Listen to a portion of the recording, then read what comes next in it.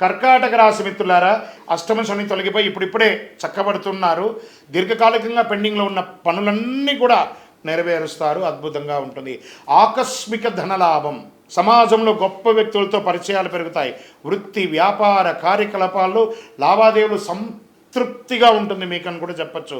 ఉద్యోగంలో అనుకూల వాతావరణం, గృహప్రవేశం, పెళ్లి చూపులు, వివాహం లేదా సంతానం, బారసాల అన్ని రకాలుగా ఉంటుంది. ఐటీ రంగం వారికి మహా అద్భుతంగా ఉందని కూడా చెప్పచ్చు. ఇంకా మీడియా రంగం వారికి చాలా అద్భుతం. రాజకీయ నాయకుడికి ప్రజాక్షేత్రంలో కాకుండా మీరు నామినేటెడ్ పదవి పొందడం లేదా గొప్ప స్థితికి వెళ్ళడము అలాంటిది జరిగే అవకాశాలు ఉన్నాయి. మరి ఈ నెల మీకు అదృష్టం ఇచ్చే సంఖ్య 2. మంగళవారం చాలా కలిసి వస్తుంది. శ్రీ దేవి ఖడ్గమాల స్తోత్రం లేదా దేవి సప్తసతి పారాయణం చేయండి, చండీ పారాయణం చేయండి.